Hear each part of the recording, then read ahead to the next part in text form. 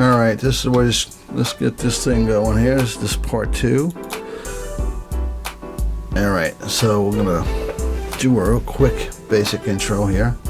So let's zoom in. This is what the page looks like. It just looks like an ordinary spreadsheet. Or pretty much that's what it is. It's a program that's in the form of a spreadsheet. So it's like an Excel file. Let's see if we can get this close up and focused in. Alright, we gotta play with this. Okay, now we're pretty much zoomed in here. So I'm gonna use the okay. So basically this is the program here. You got your receive and transmit frequencies, the offset, which will come up, it's usually on 440, it's going to be plus 5 megahertz, simplex or repeater, FM. You can name this. You got your tone mode, which is off, receive, transmit, tone squelch, DCS. And then over here is where you input your tones, depending on what frequency the tones are. Let's slide this over. So you get the tones here. You can put in your tones over here. So we put this on real quick. You can put down receive tone, and there we go. You got your list of tones here. So we got a receive tone. I actually put transmit tone, and then you can put your the list of tones are right here. If you go to tone squelch, that's going to put the same on both the receive and transmit. So the repeater or the other person at the other end has to be transmitting the same tone you're transmitting, so it can open up your receiver. Otherwise you won't hear them. So it's like a private line. So basically that's what it originally was. PL tone was Motorola, a private line, and that's what it used to be called in the days. I used to service that equipment way back when. So then you can put DCS, which is digital coded squelch, and depends on what they're using here, the different ones. It comes up with a whole different set of digital tones here. So this is a digital code. It's a burst, a digital burst, and it'll send out the information. And then you got your over here your auto. Auto sets up your offsets. So that's auto offsets. So you don't have to think about it. Once you put the frequency in, boom, it'll just do it automatically.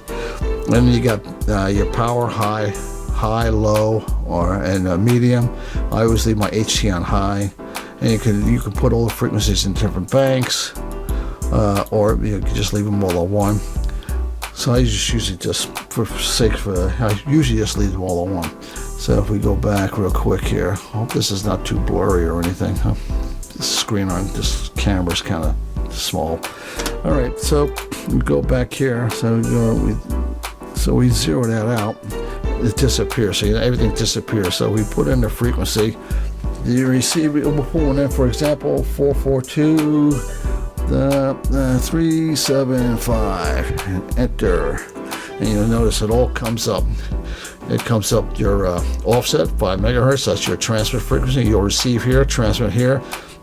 Offset's 5 megahertz. It's FM, and you got the tones are off. So this particular repeater on this frequency, which is in Ormond Beach, it's going to be, I'm just going to put it on transmit tone. It's 103.5, and boom, there it is. So, and everything else is, you'll notice, is all set up. So that's it. That's how simple it is. So what you do is get your list of frequencies out of your repeater manual, or you go online and find them, and you just input them, and then you load it up onto your radio. Here's all the ones I've done. I've done quite a few of them. I got 160 in there so far, and you got up to 200 on the FT65 here. And when you're done, you go here, you go to send the radio, boom. You click that once you're plugged in, your cable's plugged into your radio, into the data port. You hit data, you hit send, boom. About less than a minute, sometimes it's 30 seconds, and it's done, and you're ready to rock and roll.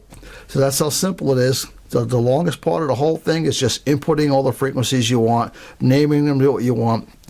That's basically the whole thing. Putting in your tones. Each one's going to be different tones. A lot of them got the same tones. A lot of them got different tones. It's just time consuming, but it's very simple. An hour, you can have it all done and up and running. So that's it. That's basically their programming. So, hope you got something out of it. Catch you in the next one. Thanks for watching. 73s.